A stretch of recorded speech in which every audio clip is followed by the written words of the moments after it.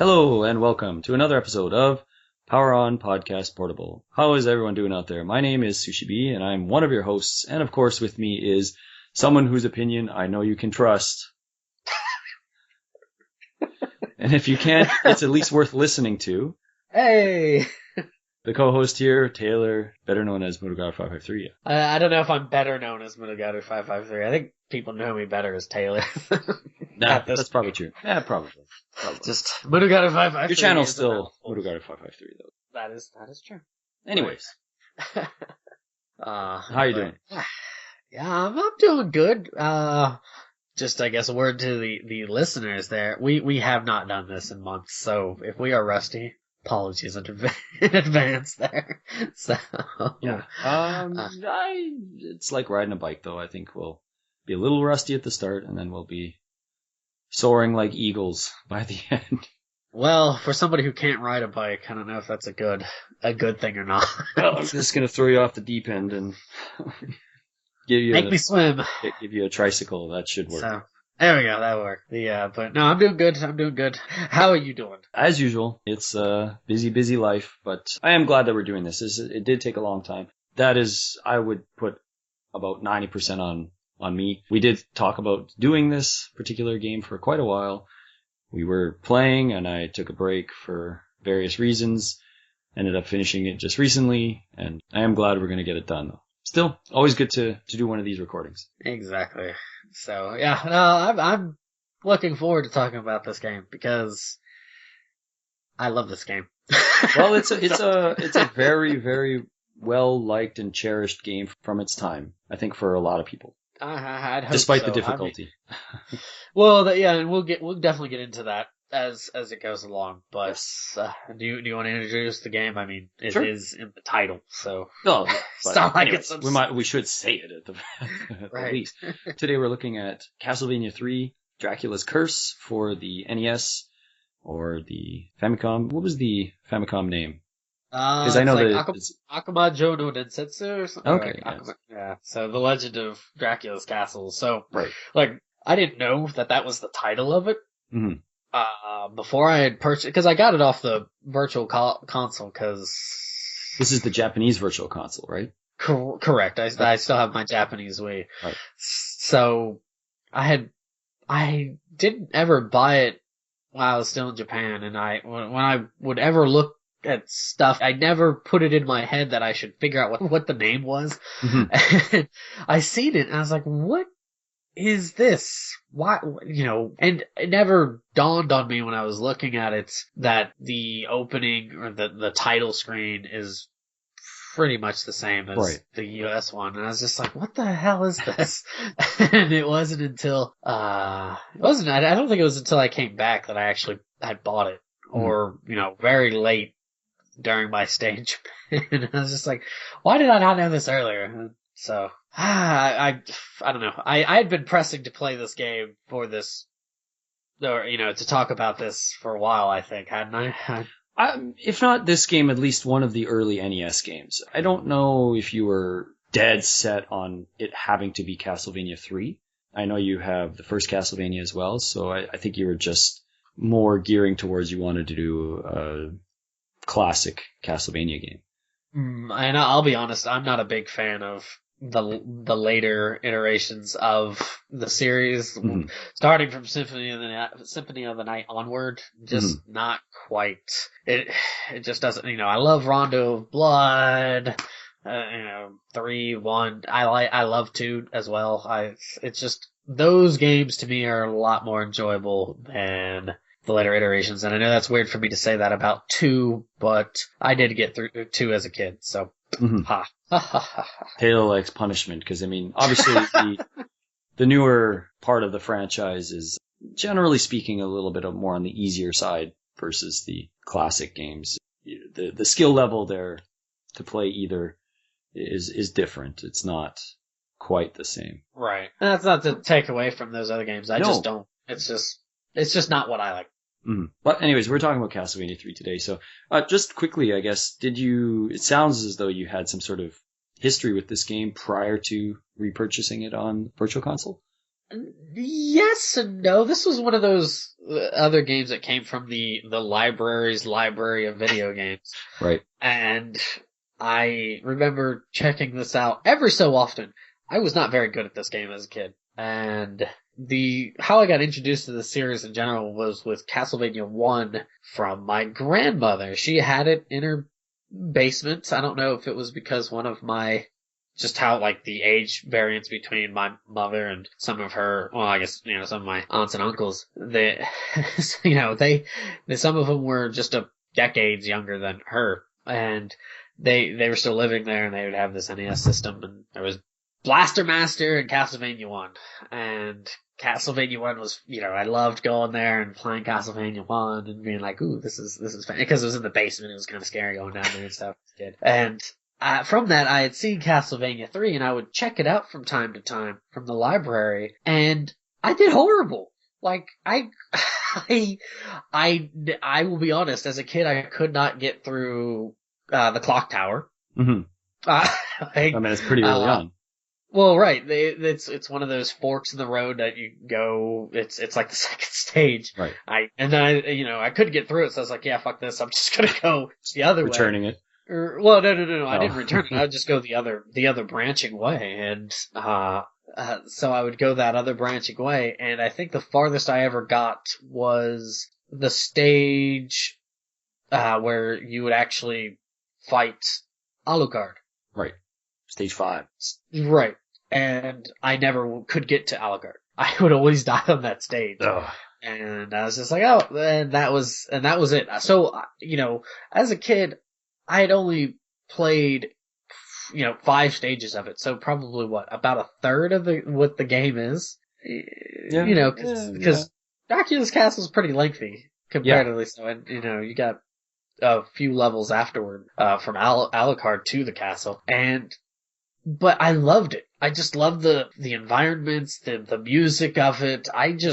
As bad as I was at it, I loved that game. So, but I after experiencing it as a kid, I never got back to it until playing it now. And I was like, yes. So I was very, very happy about that. So, how about yourself there? Castlevania is a series I didn't really have as a kid. I knew of, but I never played them. Castlevania 3 might be the first classic game I played, and it was sort of weird. I was working at a university actually, and I was just sort of doing odd jobs there for the summer, and was in the dorm cleaning, and then somebody found 3 Nintendo games, NES games, and said, do you want these? I'm going to throw them in the trash. And I said, well, yeah, I'll take those for sure. And this is when I was doing a big collecting phase, so it was really great because I got Castlevania 3, I got Contra, and then I got a really terrible game, I got Indiana Jones and the Temple of Doom, which is a really Jesus. It's a really bad game. Really, really bad. But I got these 3 games for free, and Castlevania had this weird, somebody decided to put, I don't know if it was nail polish or paint in it or something. I had to get a little screwdriver and scrape out all these paint chips and stuff. It was almost rusted inside, so I thought it wasn't even going to work. But I got it out, and it worked fine. So I got a copy of Castlevania 3 for nothing. It was really nice. And I played it a few times, and it was just like, whatever, I was just not really into the NES at that time for some reason. I was collecting other NES games and stuff, but I don't know, it didn't really sit with me. It's all about that Billy Bayou. Yeah. The Billy Bayou. Billy's Bayou. But so I just played a little bit, and my friend was really excited. He thought I think he had the game, but lost it, or maybe had rented it or something. I don't know, but I think he had it and lost it.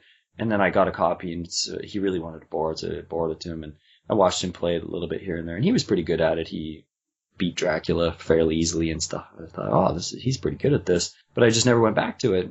And then, you said, let's do it. That's where we are now. So that's it. Yeah. So, basically the end. Long story short also is we started doing preparation for this. I don't even know how many months ago. And like I said, got broken up for a while and for a whole bunch of reasons. And then, just sat down, I guess it was about a week ago now at this point. You'd been done a little while, and I just sort of powered through the tail end of the game there. And now we're finally recording it. Why don't we just dive into this at this point as well? It's a long time coming for at least us, so not for anybody else listening. But I'm not quite sure where you want to approach this to start. I was just thinking we talk about the stages of the game, maybe. Go from there. The settings in general for it, or yeah, the settings, and then actually talk about the stages themselves. You cool with that, or did you want to go elsewhere? I'm cool with that. I'm just trying to think with it because it hits. Do you remember the time for it? Isn't it like? That's a good question. I don't. Right, because it's before Simon. It's 14 something. Okay. I thought it was like 15th century or so. I mean, it could be, but wait, what did you say? 15th century? Yeah, that's what I thought. It was 15th century. Yeah, I said 14 something. Oh, right. That's what I was saying. I thought it was. Yeah, I think you're right. It's taking place in these Transylvania hellhole.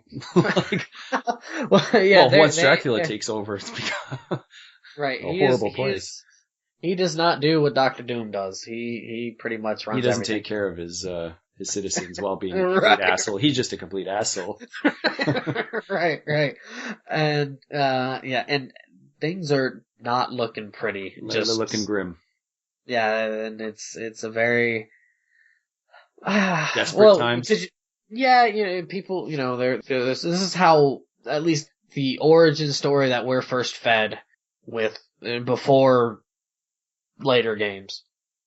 This is the origin story we're fed about the Belmonts and why they were, in 1 and 2, it's kind of told that there was this family, but then they had been ostracized or exiled, and then they came back because exiled to some other land, not too far away, but you're right. Just not explain even why they're necessarily exiled, but they feared of their power or something, right? Right. Because they feared their power, and then you get Ralph, or I think they called him Trevor in the English version, didn't they? Trevor Belmont. Right. Yeah, for whatever reason. He's Ralph in the Japanese version. If I recall right, yeah, it was That's fantastic. That's way less cool than Trevor. Like, Trevor's such a cool, so it's like, let's go take care of him, Trevor. But then you're like, hey, Ralph. Hey, Ralph! Really? Ralph Belmont? I just don't see it. If my memory serves, because that's something that I should also point out, is that I did finish this game months ago, and because of just how scheduling is, this was the best time to do it, but I've been bogged down with helping out. Right. Family business. So one other thing then that should be noted is that you did play the Japanese version and I played the North American version, and I don't know the exact differences, but there's a few. There are some differences. So yeah. So, but Ralph Belmont, good old Ralph. That's awesome. Hey, Ralph Wiggum Belmont.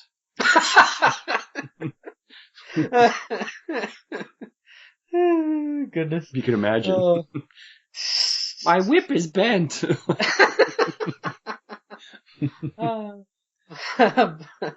Oh man, but yeah, and so he just has this whip, and he's just like, yeah, I'm gonna take care of business.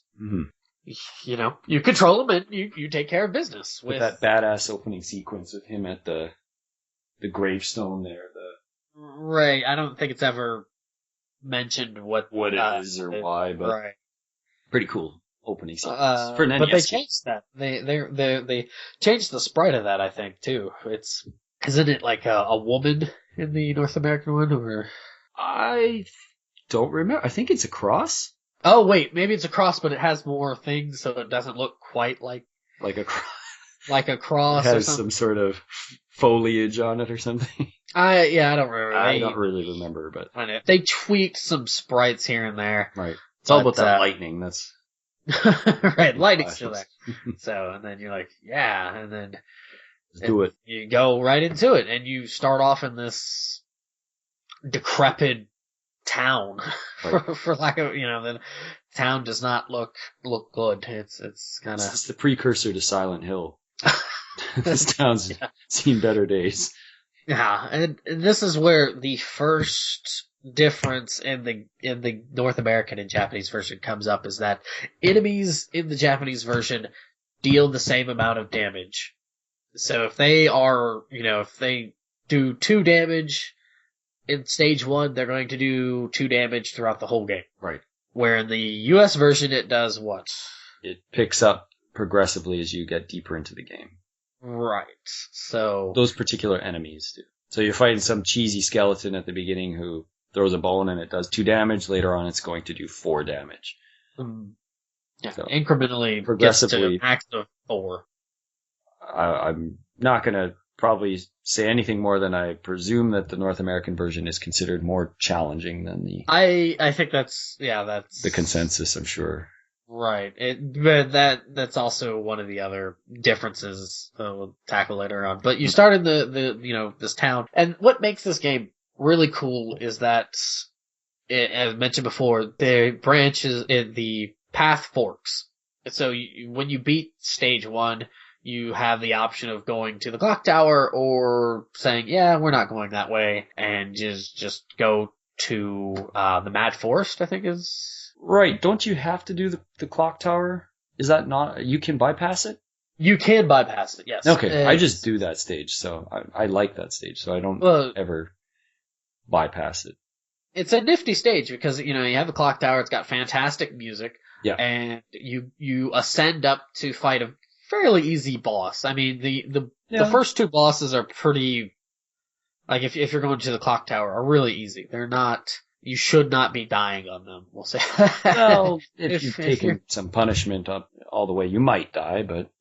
particularly the first boss, you're probably not. Well, I'm going to say, if you are dying on them, you're going to have trouble with this game. Just be forewarned.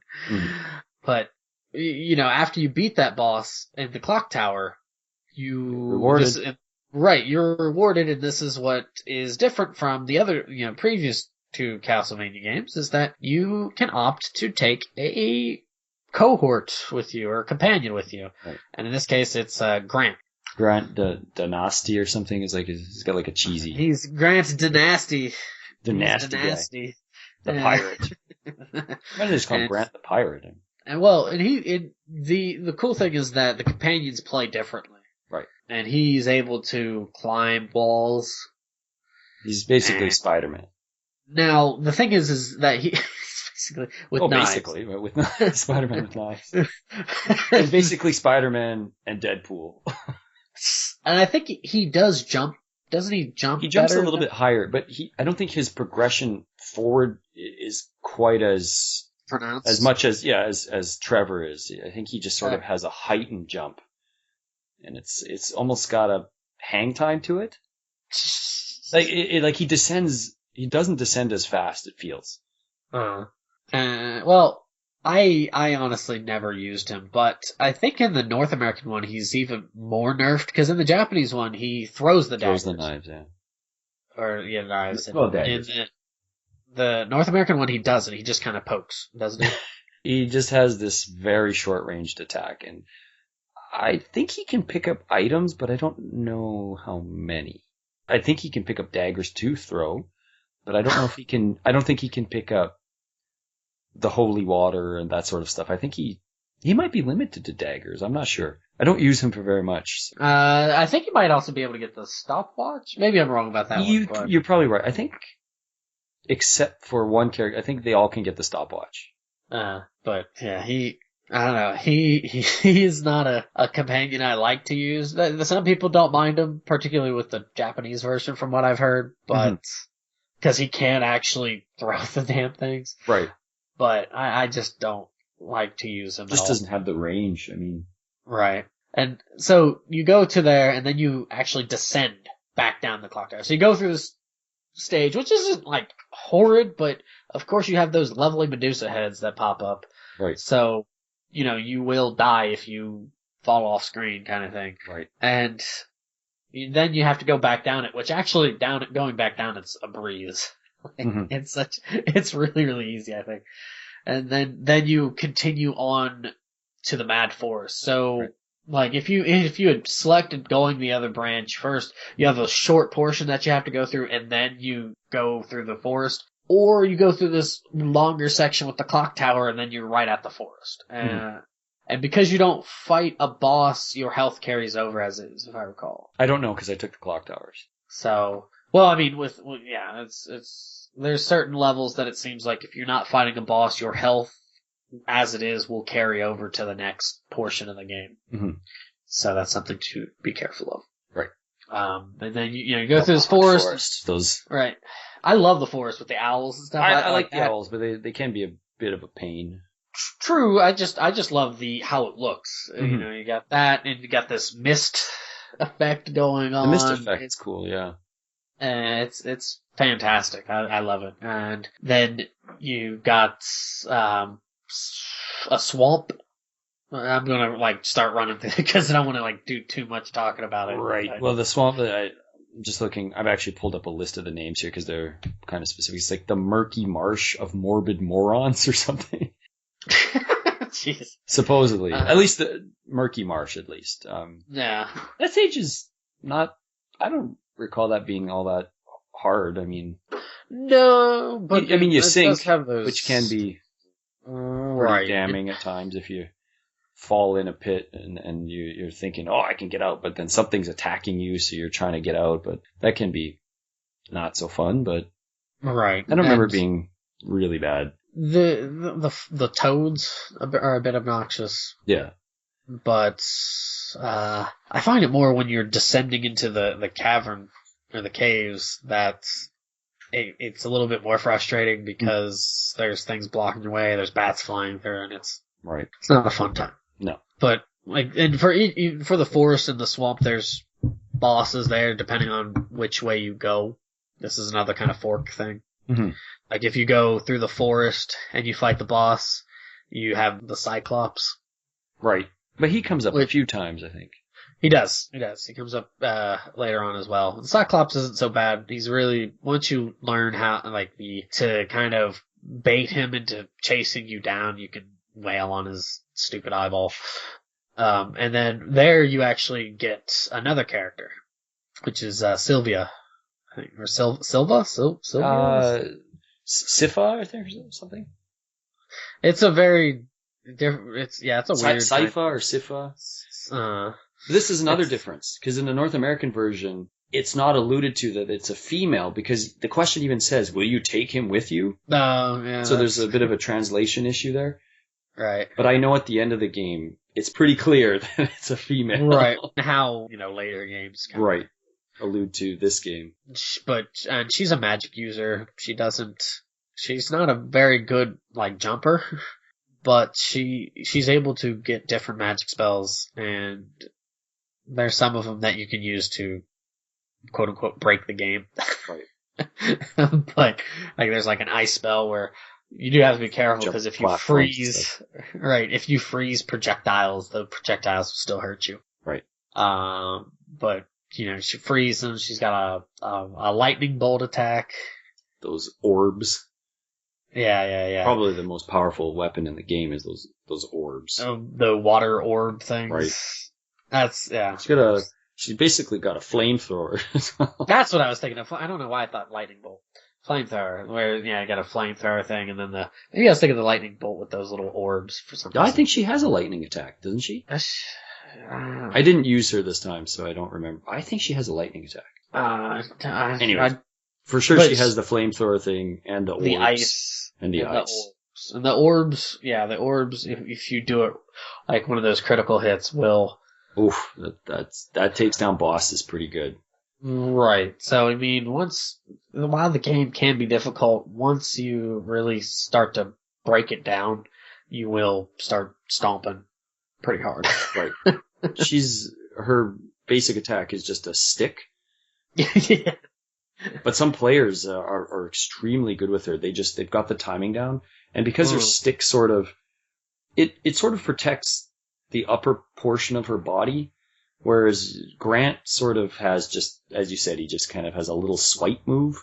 So he doesn't really have the ability to protect himself very well at close range, but she sort of does. So I think she definitely has an advantage over Grant in that regard. So agreed.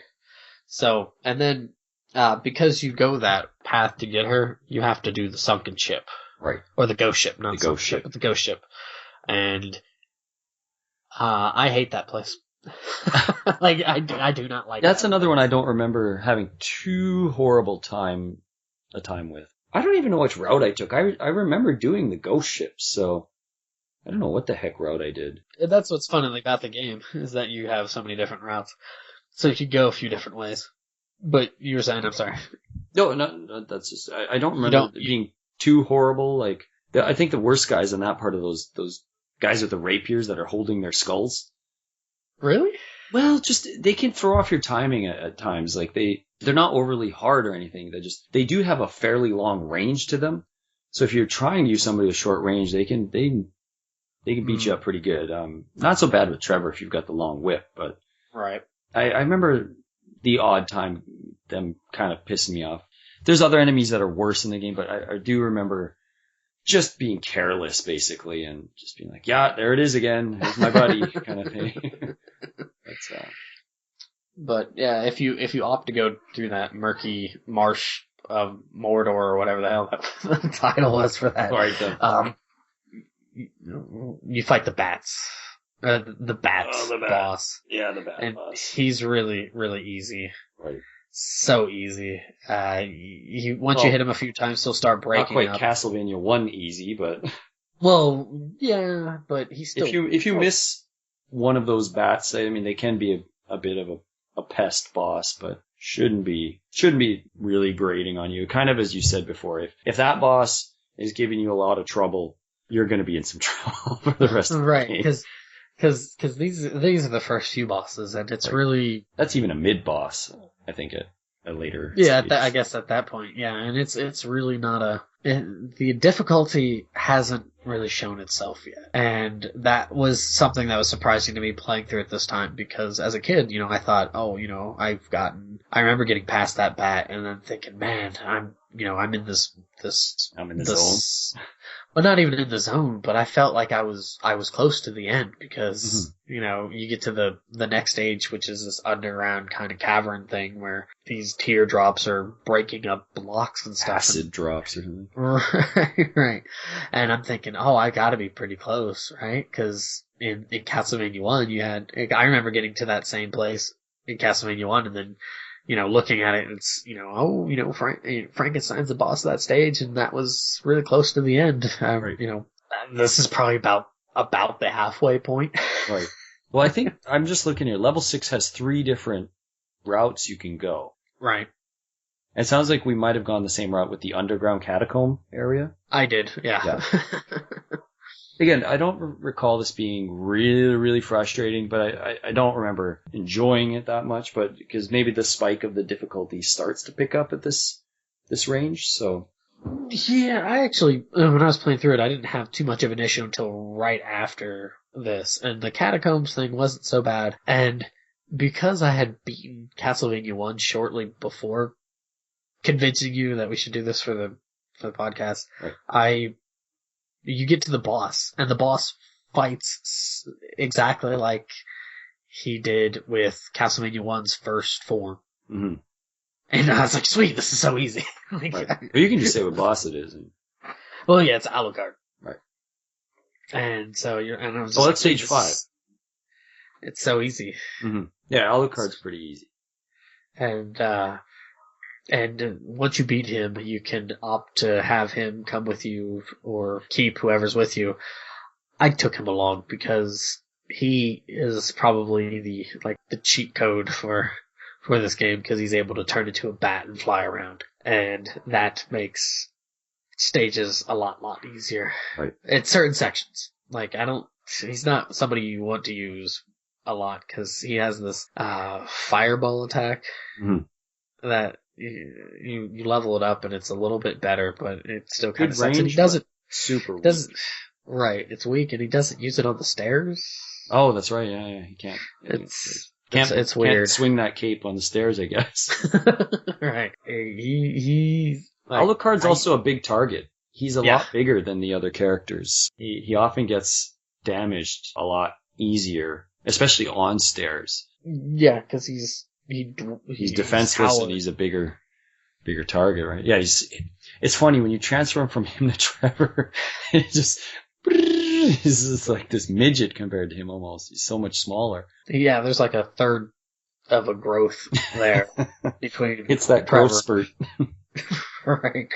And yeah, I took him along, and I used him mainly just to maneuver through certain areas. Mm-hmm. I did not ever use him for attacking or anything like that. I mostly stuck with Trevor. Like even through certain maneuvers, I stuck with Trevor, except for one area. I was just like, yeah, we're just going to use him. So, Right. Go through the catacombs or the sunken ship. I think still takes you to a similar area, doesn't it? The causeway or whatever it is, where it's like, it's just a bunch of linking areas, and then there's like that pool of water that you're fighting against the current and stuff, which you do encounter later on in the game. Just lots of little flying things at you and stuff, which I think you're supposed to use Sypha for with the ice, because that ice sort of protects the overhead attacks. Right. So then there's like there's the sunken city of Poltergeist, I guess. Is that one? Yeah, and that place is amazing. I love that place. I don't know. I don't recall this stage because I don't remember doing it. Actually, you know what? I didn't do this stage. Okay. So it's a pretty interesting stage because it has my favorite song in the damn game. Okay. Aquarius. I love that song. Mm-hmm. The song's amazing. It's the best song. And I loved the song, but I'd never played the stage. I had never gotten that far as a kid. So when I got there, I was like, yeah, I was super excited. And it's, you got a lot of the Sahagins popping up and stuff, and you also got a lot of the bone dragons. Right. And that's what's the boss, is that you finally, you wind your way through these areas with some pretty, not like the most insane jumps, but I mean, it's a fairly difficult jumps that you have to make, and then you get to the bone dragon, and if you fall off, like, you can fall off and you will die, of course, but he's a fairly easy boss, but you don't beat him. Bang. Okay. But you don't beat him. You drain his health down to like 1 or 2 bars or something, and then he leaves, and then the water starts rising. Mm-hmm. And then you get sent to the next section without your health regenerated or anything, and you have to get the hell out of Dodge as the water's slowly filling up. Crazy. And with all the Haggins jumping around and stuff. It's a fairly fun thing to do. It was frustrating at first because I kept on dying, and because it was new to me, so I was just like, oh, damn it. And finally, get to the end, and the end is that bone dragon again. Right. And it wasn't so bad. And but it's slightly different, right? That it's not coming out of the water anymore. Right. And well, he wasn't coming out of the water in the first. He was just floating around, but he's still, I remember him like you get a little area pocket that you can just go and just wail on.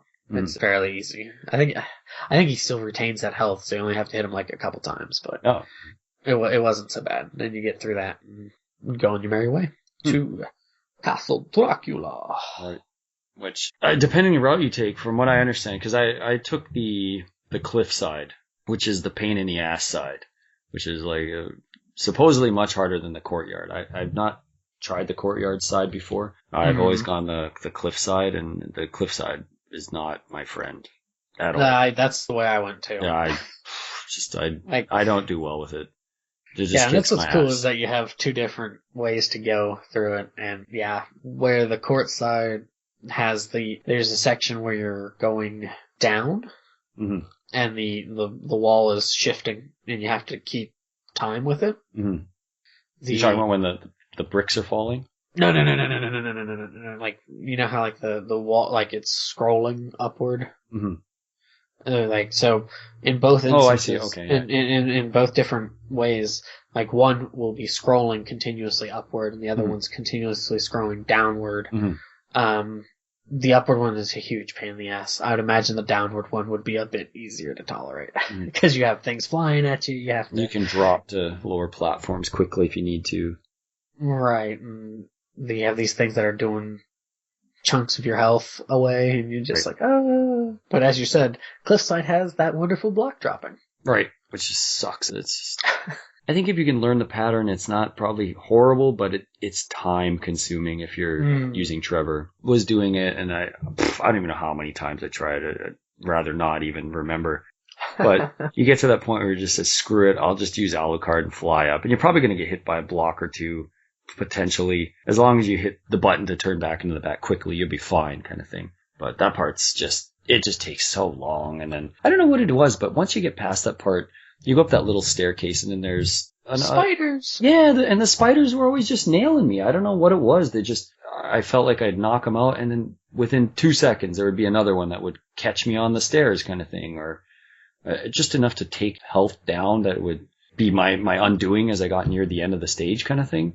Because it's a lengthy stage. Oh, it's a really long stage. I don't know what it was, but that part really just started grating on me, and it's not even that horrible, but I don't know. And I just refused to use Alucard too. I'm using Trevor. Screw it. It probably didn't really help me much. And you get to those other parts where you just, whatever, I'm not even going to bother to try to jump from these crumbling platforms. I can't even be bothered. I'll just use Alucard and fly up. Oh, when the screen scrolls up? No, like it just past, once you get past, there's the spiders and there's those birds. Yeah. And then you go across to that, you go through the door to the next section. And then there's platforms and you gotta jump across the spike platforms or whatever. The falling platforms. And then there's the crumbling blocks as well. Like you can only stand on for so long. Like that part is just like, screw it. I'm just flying. This is crap. It just sucks. And then you got the scrolling part after that as well, which is kind of challenging just because you got those bloody gargoyles and all that stuff happening. And not my favorite stage at all. I don't like it's a marathon of a stage. Long ass stage, and there's a lot of stuff that's there to take you out. And not only that, once you actually do get all of that, you have 3 different bosses. 3 boss fights. So. Right. And you're like, wow. Not the most horrible boss, but you make one mistake and you're gonna pay. Like there's the Cyclops. It's the fire spirit guy, and he transforms into the Cyclops, the Mummy, and I think it's called the Leviathan or something, that demon creature. Who's not overly hard, just, again, you make one mistake though and you're gonna pay. Like you're probably gonna die if you, so they're tough. This is a tough fight. After, a crazy battle all the way up to the top. Yeah, it's a pretty tough go at it there. Like I remember getting really frustrated, particularly because I got so good at the stage that I'd get stuck doing that, and I would I'd finally get through it, and then I would get to that scrolling part and do okay, and then I'd get to the boss and just get because I think the mummies pop up first or something like that. Don't they? Yeah, I think the mummies pop up first, and then you got Cyclops buddy there, who again not hard, but if you kind of screwing around and you get stuck in the corner, he's gonna hit you. And no, right, and then the mummies would always kind of take 2 hits on me, and you're already looking at either 1 hit left or 2, and it was like, wow, this is great. I'm so happy right now, and I eventually got so pissed off that I was able to just do it without getting hit. Like, I don't know, and it just seems to be something that happens sometimes where I'll just get so pissed off that I get really focused and it just all clicks. But, yeah. And it's just like, alright, and then... It's just such a gauntlet of a stage, right? I mean, right. If you had to fight the 3 bosses, it wouldn't be so bad if you didn't have to spend 25 minutes going through a stage or whatever it takes you, right? Like, it might be the longest stage of any of the Castlevania classic series. Possibly. It's long. It's a pretty lengthy one. And then you go from that to a bit of a reminiscent kind of issue because the first game, of the first game, right. And then you're welcomed to death. You know what? And after you pass the cliffside, though, you're like, man, I'll take anything at this point. Like, it's not even that. It's hard. Like, don't get me wrong, but I don't remember taking that long beating it. I think I had some trouble, but I got through it in maybe 30, 45 minutes kind of thing. It wasn't that bad. I think I died on death 3 or 4 times, just kind of figure out what to do, and that was it. But that stage 7 is what was my death trap. I had more issues with death than I did with many of the other bosses. Like death, for whatever reason, I don't know. It's like right at the beginning, he'll spit out like 3 or 4 sickles, and right. Like unless you are able to time it with the holy water to just blast him right there, I could never do it. Mm-hmm. So I was stuck having to die usually, and then I'd get the Holy Cross. Right. And there's a like, cross there for and, those disappearing right, platform parts. and a 2-block. So I would get that and just wail on them. Just try. You get up to that top corner and you just throw as many crosses as you can get on him before he flies at you. But that didn't even work for. It just didn't work for me. I was just like, whatever. We're just going to try very hard. Right. And just the thing that got me more so than anything was just how the sickles appeared and just Mm-hmm. always seemed to appear right where I was jumping. And I'm like, right. And then his stupid second form, you have to use the whip. The whip, yeah. Not only is it that he's obnoxious, but he has a second form, and I was like, this is like, to me, it was harder than Castlevania 1's death, and I was just like, but even the second form isn't bad, but No. it's just you have to use the whip, and if you've taken damage and you're not used to the second form, right. you are probably going to regret not having more health. And not being able to use the bloody cross. Right. Is that first time you're thinking, okay, it's a big target, the cross is going to work beautifully here. It's just like, and yeah, the first part of the fight is tough. So if you're sort of thinking, oh, that was tough, and then suddenly the screen, the background changes to black, and you're thinking, oh yes, I'm going to get the orb. Oh, what the? Like, this giant skull head is there suddenly, and if you don't realize that it's that weird circular pattern right away, you're going to probably walk right into it thinking, oh, I got to get close to this thing to get a bunch of hits in, and that's not really going to work. So. And this is the crazy thing, is that you'd think, oh, Dracula's next. Nope. You have another wonderful stage, and this stage is damning at points. It's pretty obnoxious. Because at this point, by the point that you have that death stage, the paths have converged. Right. Everything's kind of you have to do this. You have to do this. There's no avoiding.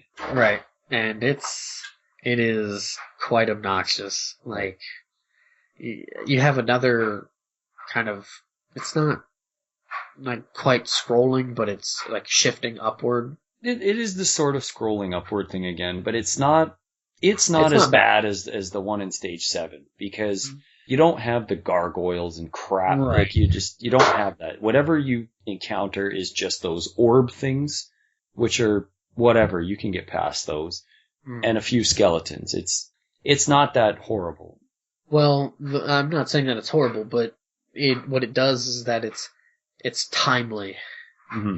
And so, if you don't, because the thing is I've heard that the North American version portion of the stage is pretty hard, because you have to get through 2 separate instances of staircases. Right. That have these lovable, huggable skeleton towers that shoot fireballs at you, plus gargoyles flying at you. There's no fireball tower things. There's not? No. There were some there for me. No, I thought they were there. No, they're removed in this. It's literally just skeletons and those orb things. No. On the staircases, not the staircases. Oh, the staircases. Sorry, you're not talking about the moving part. You're talking about the waterfall in the background. No. The long staircases. Yeah, with the waterfall in the background. No, does that? I know what you're talking about. Okay, yeah, that's got those plus the gargoyle. That's right. That's not fun. And it is not fun at all. However, I was able to get through it. Maybe it's because the timing of it isn't as unforgiving as the North American one. Possibly. I did not have as much issue with it, but it is a very obnoxious. Yeah. I found a way to just use Alucard to avoid a bunch of it, and I flew up almost the whole way, and then you get out and you whip that last part, and you're good.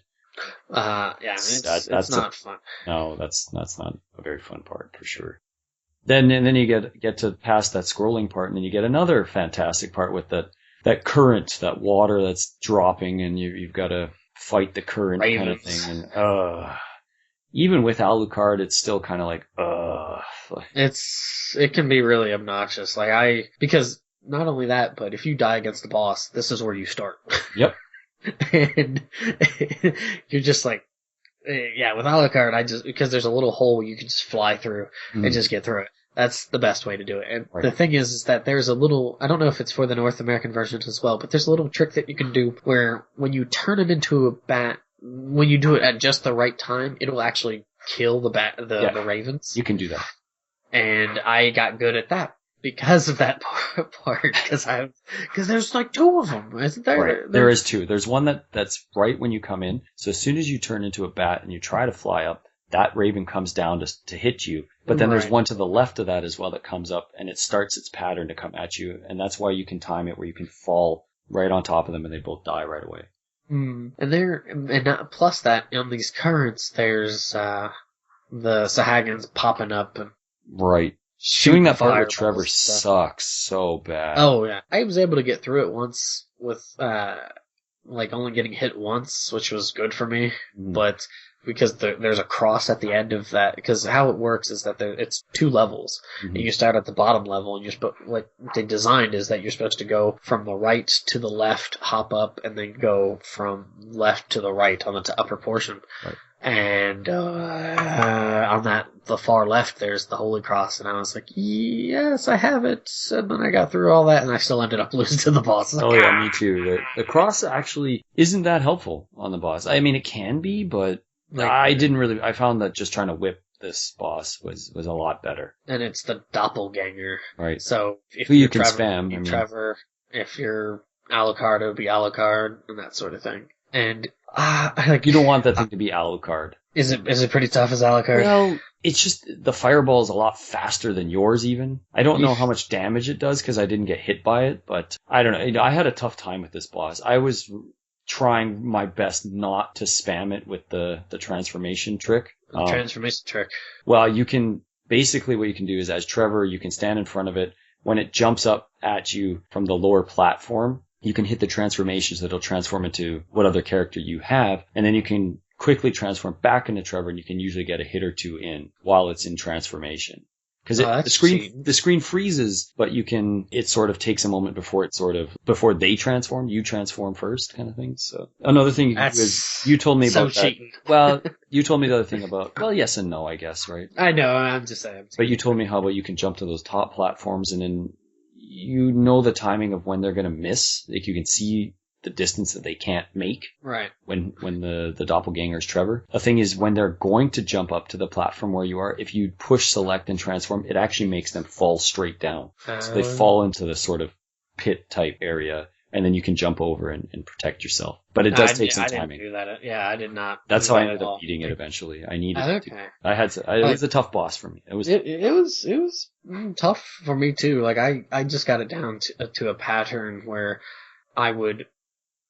It was kind of weird. How did I do it? Like I would have him jump up onto, because how it works is there's the floor, there's another section that's just above the floor, and then there are 2 that's in the middle, and then there's 2 little platforms off to the upper right and upper left. And how I would do it was when it appears, you're to the right, it's to the left. I would get onto that middle platform, have it jump onto the middle platform, whip it, and then jump onto the upper platform. And if, however it worked, when it jumped, it didn't matter if it was going to make it or not. When it jumped, I would jump over it back onto the middle platform and get away from it. And so when it jumped back on, I'd whip it and do that. And eventually, like I got it down to where I think it was down to 2 or 3 bars. And then I was just like, I'm going in for the kill. And I just whipped the hell out of it because I was just like, you cost me so much grief. Vengeance was sweet. It was.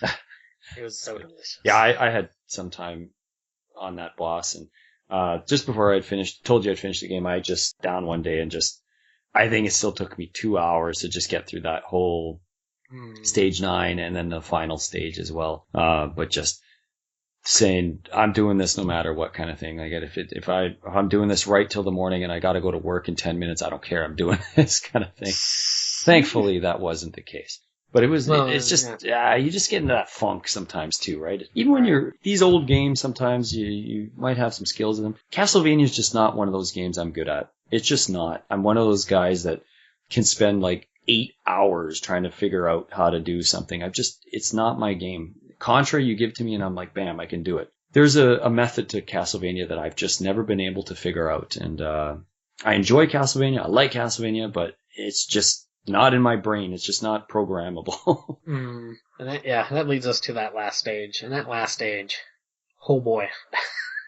Now, the last stage doesn't bother me. Like 8 and 10 don't bother me. They just don't. Like Well, like I actually got through it fairly easily. Mhm. It's just if you are not in the zone, if you're just kind of being lackadaisical about it, you will regret that. I think because you have the Medusa heads and you have the screen scrolling down, and if you're too far up, you'll instantly die. And there, just how it's set up, there's the crumbling blocks, but there's a way to get around a lot of that. Right. Like if you wait till the very last minute to get on, jump to that crumbling block and then drop. Right. Right. The other side isn't bad. Actually, I got my timing down really well, and I was doing really well with the Medusa heads. You know what part I hate those? That first second at the first part of the stage, that stupid Raven. Really? Like, I don't know what it was. I would hit it 30% of the time, and then the other time it'd always nail me. I just couldn't figure it out. The other two weren't bad, but that first one, because it just kind of comes at you. Now, see, I had that down. Like, I had that down. I was just like, you're gone. I don't know. It always like, get me. I'm surprised you didn't have issue with the skull tower at the doorway with the that skull tower can go to hell. That thing, piece of shit. You know what? I would get that one up. I'd get the axe and I'd get the one up, and then I'd just be like, "Yep, Alucard, just fly over that." Like, that guy so doesn't need to be there. I think there's a cross. He's a low shot too. That's the thing. There's a cross in that, or at least there's like in one of the high candles. And there might be, yeah. The very high candle's a one up. Okay, well, they're accessible with an axe. I think there's a cross to the right then. There's a cross on in that room, at least in the Japanese version. Maybe. So I don't think there's a cross. I've heard there's item placement is different in both versions, so I don't think there's a cross that I ever encountered in that particular spot. So I had the cross. I do remember that. I would just cross, jump, whip. I'm out. See ya. Go through that door and then kill that skeleton. Knock out the red skeleton, kill the other bone-throwing skeleton, Alucard cross those the pendulums, because I don't know about the Japanese version, but the pendulums, the bats sort of... Yeah, there's none in the Japanese version. Oh, but jeez. I still flew across it, because the bats, they have this weird sort of... I was curious, I watched, a pro speedrunner, because I was like, how the hell did they get past these bats? And I don't know what they were doing.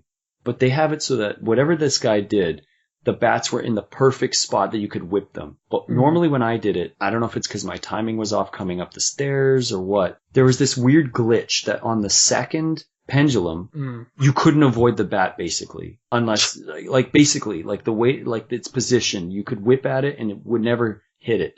But the bat would hit you, and there was this glitch that you would get sort of stuck on the pendulum. Not like where you were stuck where you couldn't jump, but you would get stuck so that you wouldn't fall off. It was almost as if it was like a planned glitch by the programmer saying, you're going to get hit here no matter what you do, but we're not going to make you fall off. You're just going to take damage. It's a weird glitch. Really weird. Oh, yeah, I didn't, there's no. And then you can jump to the other one and you're fine. But you got to get that timing on that third one, because that third one's kind of shortened one. Well, it's like a short delayed one, sort of. Right. Well, you don't want to jump when they're right at each other, kind of thing. It's got to be starting. You'll overshoot it. Right. But and then you're up the stairs there to the big bad. Now, quick question: when you die against Dracula, where do you go?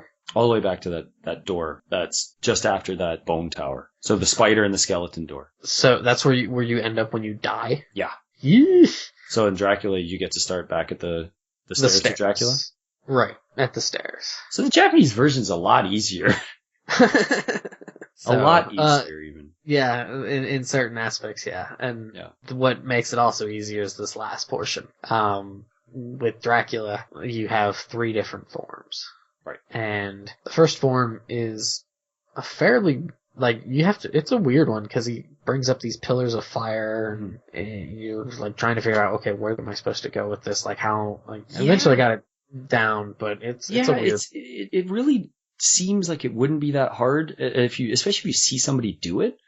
And it's just kind of weird because the timing is when it's coming, but at the same time you're kind of like that middle pillar that's supposed to come out, depending what kind of gap you have, and sometimes you have very little gap space between these two that are sort of entrapped you in. Well, I figured out that you have to kind of keep a middle distance and then kind of keep moving around. More range? Yeah. Okay. So if you get too close, he sort of gets you in where you only have the 2 block space.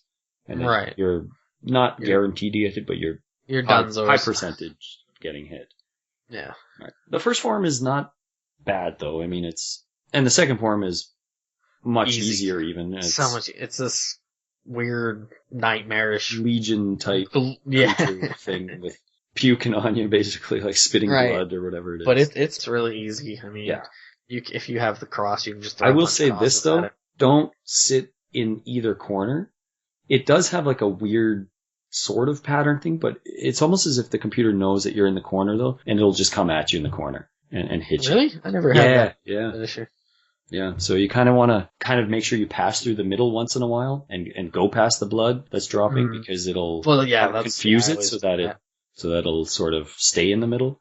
But if you try to stay in the corner and stay away from it, it'll come after you. No, I but was not a hard. Tried to sneak past it before it got too close because I just like to stay away from it because I didn't want to take damage. Right. And you're thinking, oh, it's slow, it's easy, but you still don't want to get touched by it. Right. And then the final form, good old Pazuzu there.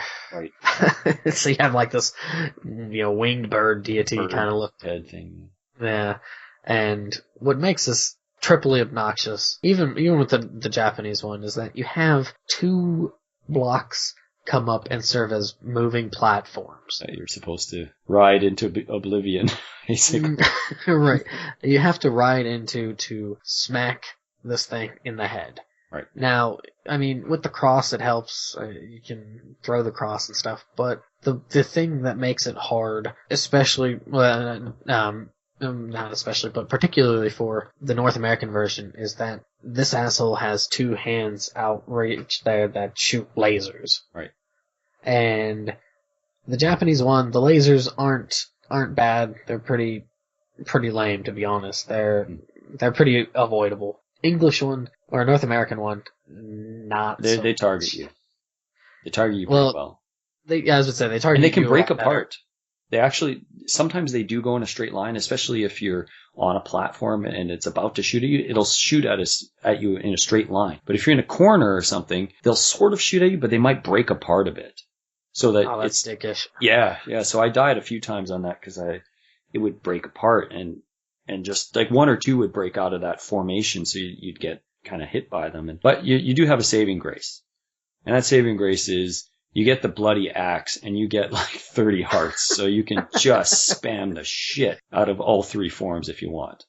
But I just took care of the first 2 forms pretty much with just the whip, and then I just launch axes at that. It was Axe Cop 2.0. Like, it was just axing that head, chopping that head clean off. That made it pretty easy. The big double-edged axe. that made it a lot easier there. Because those lasers are fairly challenging if you're not really watching what you're doing. I'd imagine that you'd stand at a point, throw a few axes, and then the timing with the lasers they'd shoot, and they'd be moving. Would sort of go there. And unfortunately, the platforms kind of come up, and sometimes you get they just pick you up, and you're like, okay, we're screwed. Right, I hate that. There was a couple times where I jumped, and I would jump like right into the hole. Right. But if you get the timing down, and you know when the laser's coming, you can just jump off to the safe land or whatever, and axe him a couple times and get away with it, kind of thing. So, I'd figure, once you get the timing of those lasers, it's not, even though the lasers are much better, more accurate. Right, more accurate, they're, and longer too, I think. I think they're a little bit longer. They might be, yeah.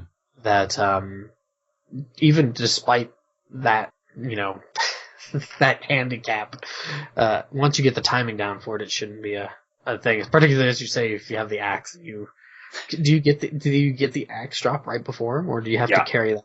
You do. Well, you get it because you have to go all the way back. So you can get the axe. If you collect all of the candle, if you knock them all out, you'll get the axe when you're going up. So where those spiders and skeletons are, there's that bone spider, or sorry, the bone skeleton guy. Right. Once you get up there, the one to the far right, if you've taken out all the other ones prior to, you get the axe, guaranteed. Okay. And then it's just a matter of going up, changing Alucard, flying across, and picking up all those hearts. And not taking the second last candle because it's the dagger. What a dick move. Oh, it's such a dick move. I mean, they do you quite a bit of favors. They give you a ton of hearts at the end. It's like they know that he's got those accurate lasers and that the axe is going to be your saving grace, so... Still a dick move. Here's the dagger. Here's the dagger. Well, they could have given you the stopwatch. I mean, that doesn't do anything against bosses. I don't think so. But no, like that was. It's such a like. Even though it's a good final boss. It's a good final boss, though. Yeah, isn't as challenging. It's just such a good game, and there are some challenges still, despite it being the Japanese one. I don't know. I was very happy to beat it, even if it was the Japanese release. I was like, whatever. Supposedly slightly easier. The easier one. Whatever. Yeah. I don't really care about that.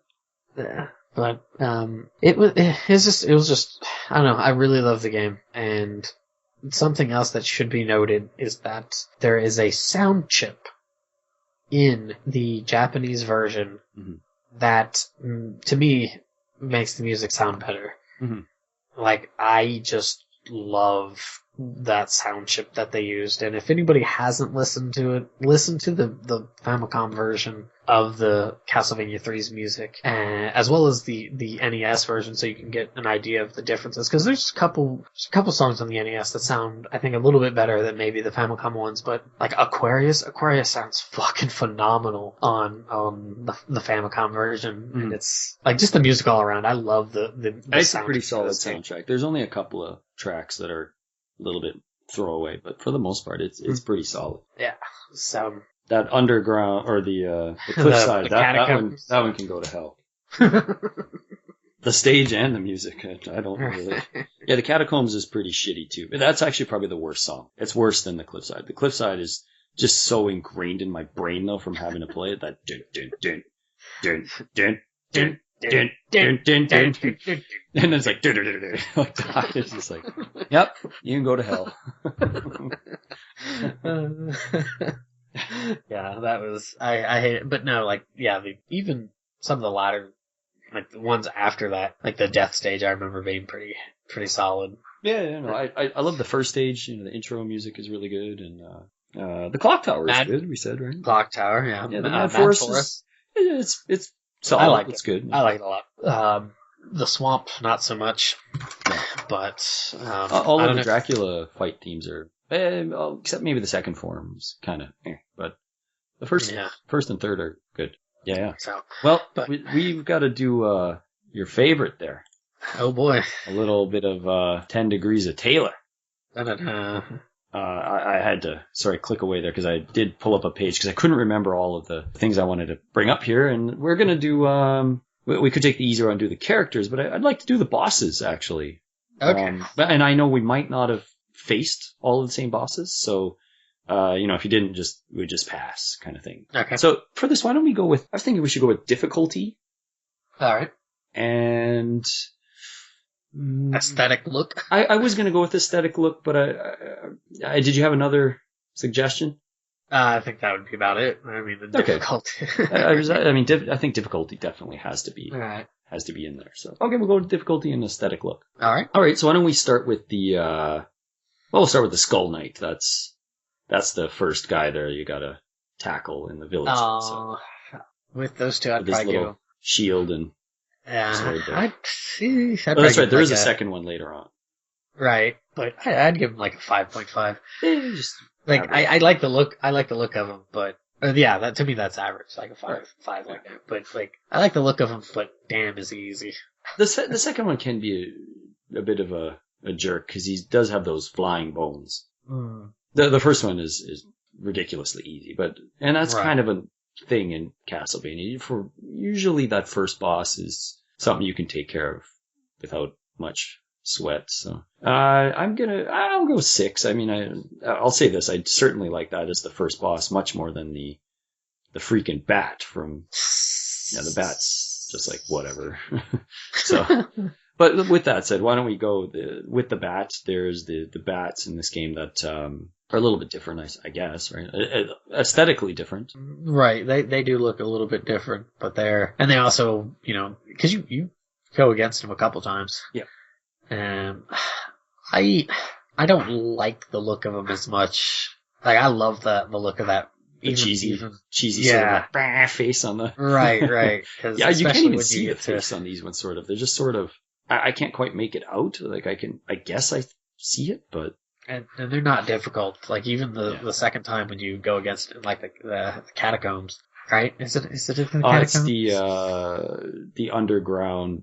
Is it the catacombs? Anyways, I know which one you're talking about. It's right. There's a platform where you're supposed to jump down, and it can fly. I don't either. But... Right, you just stay up top and just lay. Surprisingly, actually, Alucard's actually really good for that battle. Surprisingly, if he's got his 3-strike, because the small bats can just get targeted by it easily. Okay. So he's actually okay on that fight. No, because you can jump up high and then use holy water, and then they just flies right into it. And you're like, you dumbass. I never really used the holy water. I'd probably go with 4. Like, I don't mind the look, and it is a little bit harder than the knight, but it's still not. I'm not that. Yeah, the bat is kind of not that great, so I'd probably even go lower than you. I'd probably go 3. All right, what about the mummies? I've always liked the mummies, as frustrating as they can be. They piss me off, actually. I don't like that sort of wavy bandage that they throw to you. They piss me off. I don't know. Like, I've always kind of thought they were a fun boss to fight, because they put you in a bad spot, because it's like, you're pincered right now, and you're like, right, how do I get out of this? So and they can be difficult, but once you get to the other side of one of them, or both of them, as long as they're on the other side of you and you just wail on them, helps a lot. Just duck and wail. If not facing you, you're good. Right. So I would probably give them. I mean, they're not like that amazing aesthetically, but I'd probably put them at like a 6.57. Okay, I'm just going 5. I think they're pretty generic, and difficulty-wise, they can be really annoying in that flame spirit thing. Because that's the time I don't like them. That's the only time I face them, actually, and it's always like, I don't like these at all. But I'm just gonna go 5. What about let's do the Cyclops with his, which doesn't even look like a hammer. It's like he's got a cyst growing on his shoulder or something. Well, no, it looks like a hammer. It's like one of those wooden hammers, like mallets. It looks like it's a combination of that little mole mallet thing from Dragon Quest plus the Cyclops, right? Just with a lot less smiling. Kind of like the Kirby's Adventure, but without having quite as good of animation as the Kirby's Adventure. the giant monkey ape thing in that game.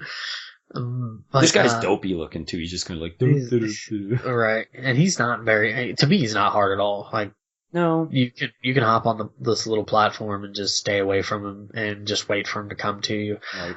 I don't mind the look though. I would probably put him a little bit above the bats at like a 4.5. Okay, I'm going 2. I'm being generous, I think, because the Dragon Quest Cyclops is so much cooler than this piece of shit. It's so much better aesthetically, just in every way. I guess you could argue that the Cyclops, in Dragon Quest doesn't move, but I'm going full aesthetic. The Cyclops can be a little bit damning though, because sometimes it looks like it's going to walk away from you, and then it just sort of turns around, and that can catch you off guard a little bit. But I don't know. There's something about that I had it down. There was just a way that I had it down that it never hit me. I was like, okay, whatever, this works for me. Yeah, it's not a bad boss, but again, a bit annoying in that triple form. The fire spirit thing. Triple gauntlet. The gauntlet after going through a gauntlet, the boss gauntlet. Right. All right, we're not done there. Okay, I didn't do the bone dragon, the water dragon thing. So I'm not really going to say much because I didn't really face it. But it's easy. It's easy, but I like how it's flying around and stuff, and then you have to fight it briefly again. I'd probably put it at a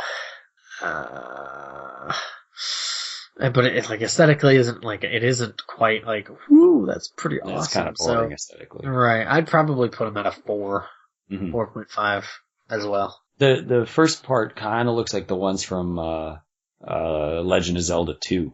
Not quite Okay, the same, nice. but it's similar. It's kind of a similar sort of boss, right? But yeah, I'm going to give it a not available because I didn't I didn't face the thing, so I'm not really going to go for it. You know who we didn't talk about is that Medusa, who's a complete pushover in this game. Well, it was a pushover in the first one too. Yeah, but it feels even more so in this one.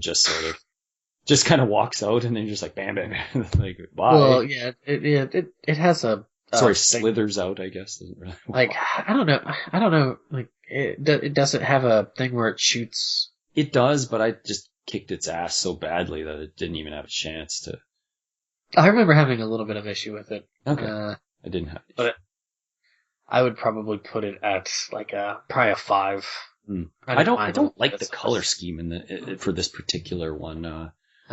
Maybe I'm a little biased because I prefer the one from Castlevania 4. Again, obviously you're looking at a graphical update and all that stuff, but and also very easy in Castlevania 4. But I just like 4.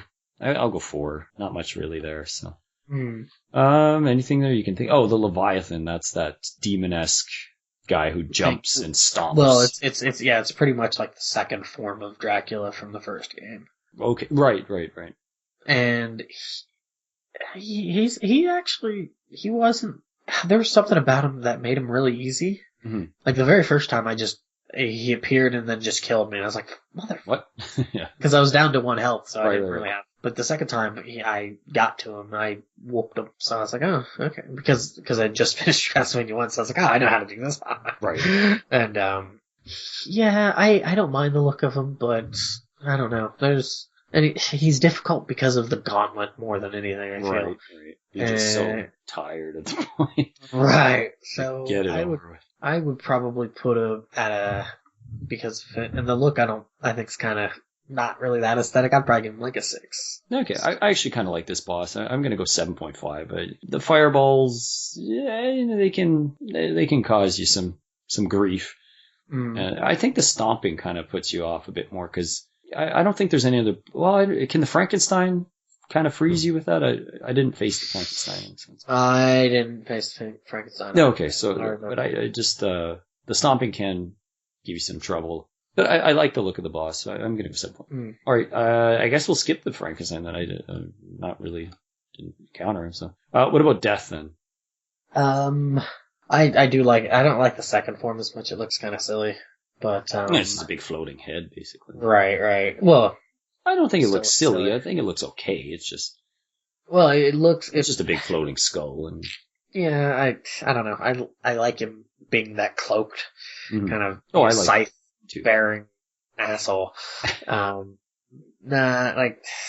Altogether, I'd probably put it at a, as much as frustration as it gave me, I really did like the fight. I'd probably give it like an 8.5. Nice. I'm gonna go 8. I like the skull, the big skull as well. I like them both, but yeah, it can be a tough fight and so forth. But the thing I don't really like I like that the background is there for the first part of the fight. I like the sort of the curtains and they're sort of torn and it looks like it's this gross sort of place that's seen the untimely demise of many a person sort of thing, and I like that. And then it sort of gets just taken away and put in this black screen, so that for me is what takes away some of the points.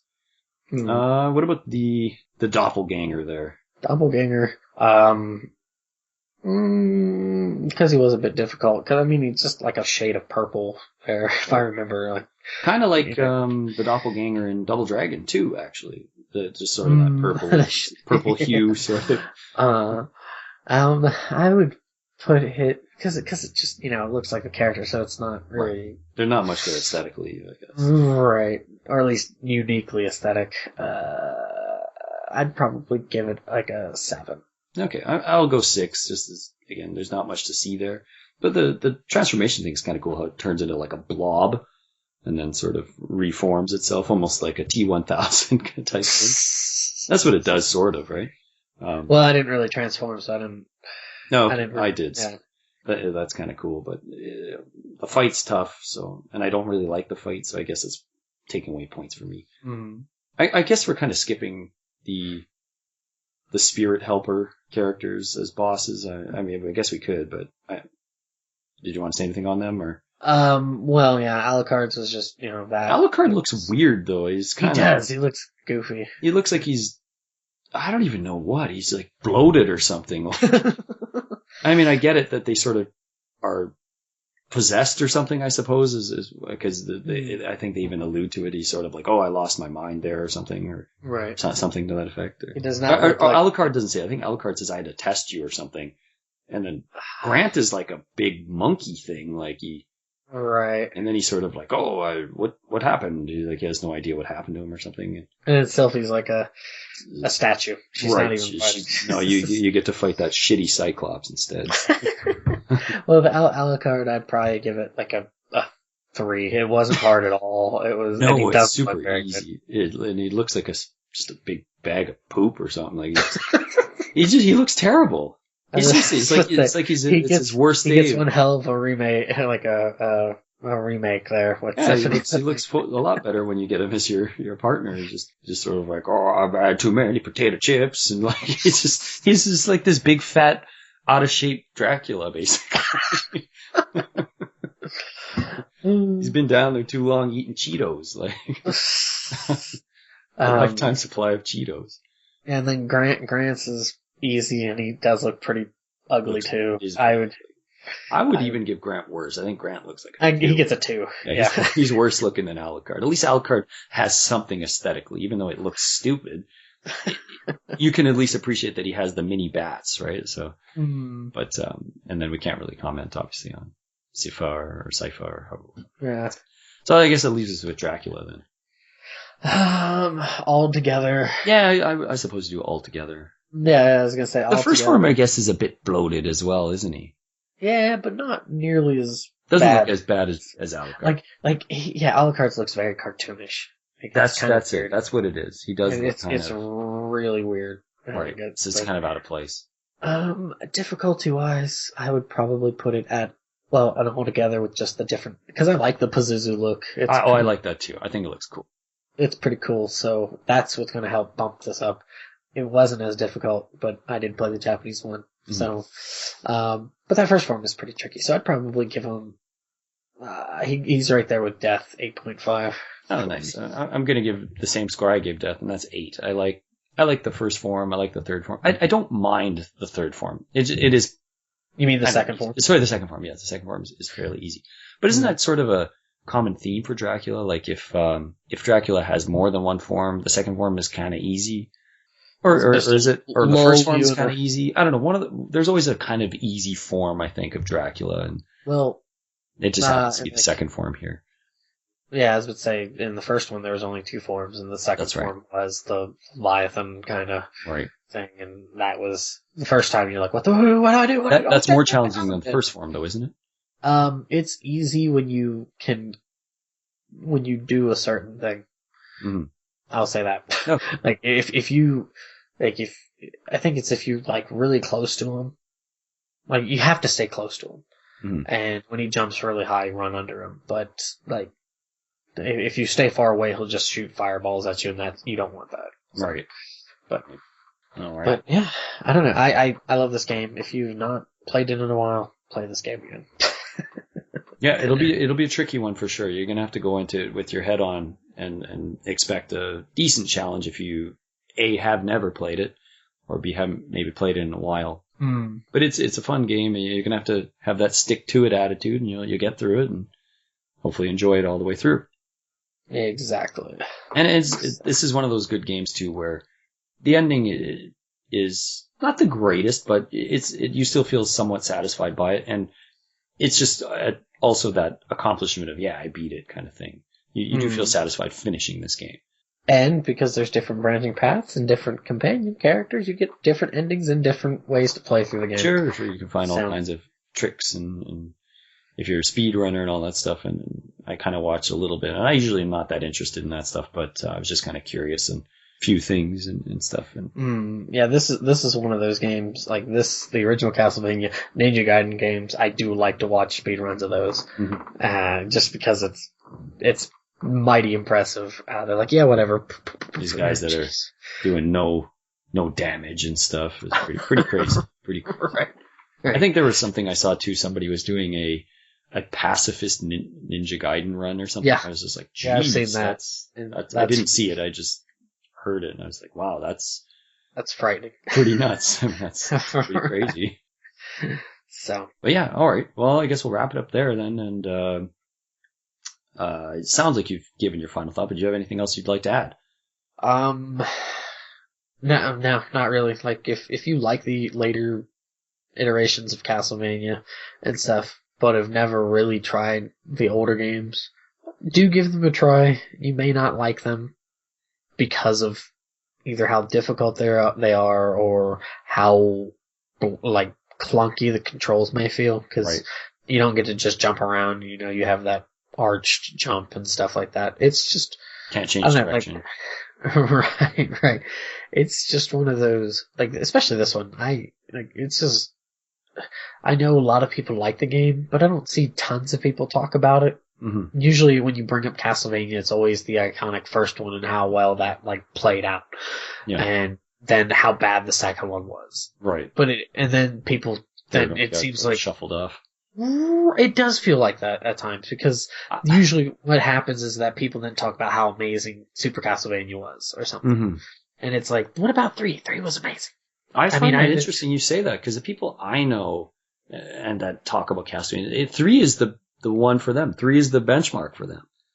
Okay. People don't talk about the first one. Most people I know just didn't even play the second one, not for any reason like they heard it's bad or anything. I just don't think they played it. 3 seems to be the one that I am most commonly associated with people I know. So, well, maybe it's just because I didn't like the people that I grew up with. They were more into Symphony of the Night, and they're those people that liked that iteration, like that transition. They liked, the transition from Link to the Past to Zelda 64, and I don't. That's just not. I just didn't like those as much. So that's what I grew up with, and then seeing on YouTube, like, what the hell is an Angry Video Game Nerd, and all of them kind of explode onto the sequelitis videos and stuff. Usually it's talking about, 1 and 2, or, 1 or 4, or, or 2 to 4, that's it. It just feels like 3, like, people that do mention it will be like, yeah, it's a fantastic game, or it's a really enjoyable game. But here are my complaints about it. But usually it just feels like it doesn't. I just wish it got talked about a bit more. I guess, I don't know. Maybe. I guess you could argue it's the most refined game on the NES, at least. Mm-hmm. Yeah, they did tighten up a lot of things and this and that, and the soundtrack is arguably stronger than the other two, and I was about to say one for what it is, because it's only like 16, 17 minutes long. Right. 1's is fantastic. Mm-hmm. I love 3's music, but 1's is damn good. Mm-hmm. And so I don't know if it's better, but where the fuck are our remixes of Aquarius? Damn it! There's only like two other. Like 1 or 2 other remixes in different Castlevania games that has Aquarius. Mm-hmm. Where are the others? I don't know. I couldn't answer you. But, maybe the argument, for me at least, then is I like the Castlevania 1 music as well, but it's a lot more raw, and this is a bit more refined, right? I mean, they made a freaking chip to. Well, they didn't make, but they utilized a specific chip for this soundtrack. So not, I guess, for the North American version, but. Everything just feels much more refined in 3. They've taken the steps through 1 and 2 to make 3, and it's pretty obvious the progression, the graphic progression, the sound progression, the platforming progression, just all of that is definitely tightened up in a lot of ways here. So. Indeedy. All right. My final thought was, I guess I could have ended on that, but my final thought is, I really like the box art for this game. I think it's made really well for North America. I have no idea what the Japanese box art is. I don't know if it's the same or not, but I don't know if it is or not. I don't think it is, but okay. I honestly don't recall what the box art Might is. be similar. I don't know. I know some Konami games when they came out, they added that silver border sort of thing. So you would, recognize right away that was a Konami game. And it seems to sort of confine some of the image. So I don't know if there's more to it, if the Japanese version or not has more art to display. But I just like that sort of, Trevor's there and he's in almost mid-whip with that skeleton sort of one-leggedly on that cog about to throw the bone and stuff. And you got Grant's up in the corner with I think he's got a knife in his teeth and he's, fighting, I forget what's in the top corner with him and stuff. And you got Syphos like blasting something with a big fireball. It's a pretty cool art. But the weird thing about it is it says Castlevania 3, but the font they use the same sort of, image from the first two games, but it's tiny. And then it's just like Dracula's curse, like this big. So I don't know quite why they did that, but it's kind of interesting choice on their part. But I do like the box art. Maybe my favorite Castlevania box art, actually. 4's is pretty bad to me. I don't think 4's is very good. I think 3 might be my favorite. 2's is kind of cheesy looking too. It's 2's a little too cartoony. Sort of. I'll be honest, Dracula looks like he's like some sort of professor at a damn university or something. I mean, happens to have fangs. Right. And a blue face. Well, right. Other than how he physically looks, like his body, like the attire and everything makes him look like he's a professor who's about to give like some sort of commencement speech or something like that. And for our Eastern European, visiting professor, Transylvania.